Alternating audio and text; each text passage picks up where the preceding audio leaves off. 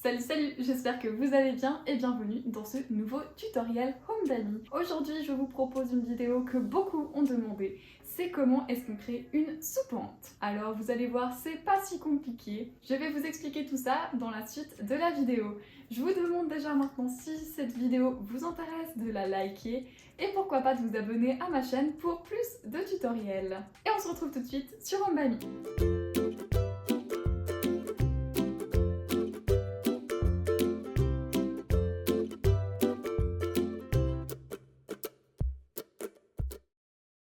Alors voilà, avant toute chose, je vais simplement comme d'habitude venir dessiner la pièce dans laquelle je veux créer ma soupente afin d'avoir ensuite une chambre avec simplement un toit en dessus où on voit la soupente, hein, c'est le but de cette vidéo. Alors là je vais déjà juste mettre une porte quand même pour que cette pièce ressemble un peu à quelque chose. Bien sûr, c'est comme vous voulez, hein. Vous pouvez choisir n'importe quelle porte, ça fera l'affaire, hein. La porte qui vous fait plaisir, vous la mettez là où il le faut pour votre plan.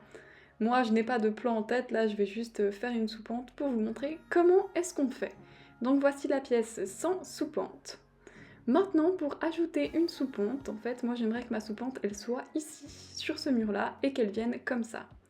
Donc pour ce faire, on va passer par le plan 2D. On va sélectionner le mur où on veut que la soupente démarre. On va cocher la case soupente. Ensuite, là, vous avez deux solutions. Vous pouvez régler la hauteur et la profondeur. La profondeur, ça va être sur la largeur de la pièce et la hauteur, c'est l'endroit où elle part. Comme ici, vous voyez, elle part environ à la moitié du mur. Donc ça, c'est ce qu'ils appellent la hauteur de la soupente.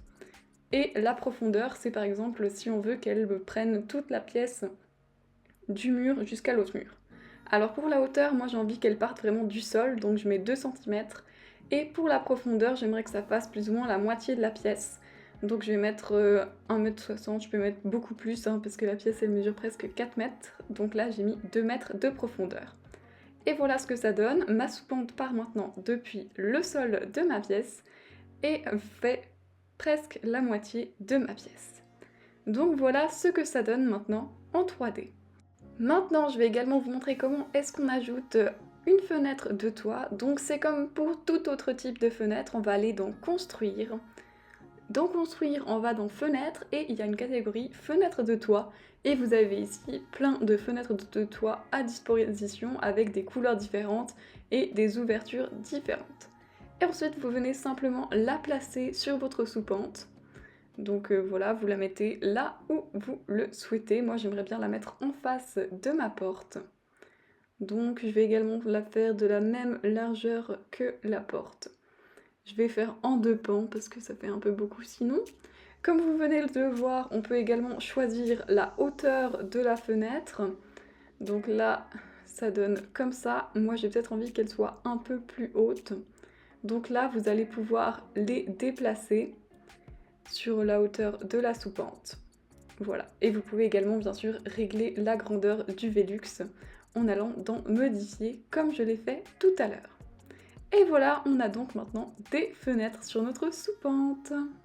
Ce qu'on peut faire également sur notre soupente, tout comme sur n'importe quel mur ou plafond, c'est qu'on peut modifier la texture, la couleur, etc. de la soupente. Donc pour ce faire, on va sélectionner le mur et ensuite choisir ce qu'on veut mettre. Par exemple ici, du lambris. Pour ce faire, on appuie sur modifier, ensuite lambris et ensuite on choisit notre lambris. Si on veut plutôt mettre une peinture, on va simplement sur peinture. Il est également possible d'ajouter des murs une fois que la soupente est faite. C'est ce que je vous conseille si vous avez tout un étage à faire, c'est de d'abord mettre les soupentes et ensuite faire tous vos murs, parce que sinon ça risque de bugger. Si on veut faire plusieurs soupentes dans plusieurs côtés de notre pièce, c'est tout aussi simple qu'avant. On va simplement sélectionner un autre mur et mettre d'autres mensurations au niveau de la hauteur et de la profondeur de la soupente. Moi là je vais mettre des soupentes sur 3 côtés et voilà ce que ça donne. Donc c'est vraiment tout aussi simple. Si vous voulez faire une maison entière, c'est tout aussi simple. Par contre, comme je vous disais tout à l'heure, c'est mieux de d'abord faire toutes vos soupentes et ensuite mettre tous vos murs pour éviter un petit bug inattendu. parce que parfois ça arrive et tous les murs s'effacent, c'est vraiment pas très rigolo.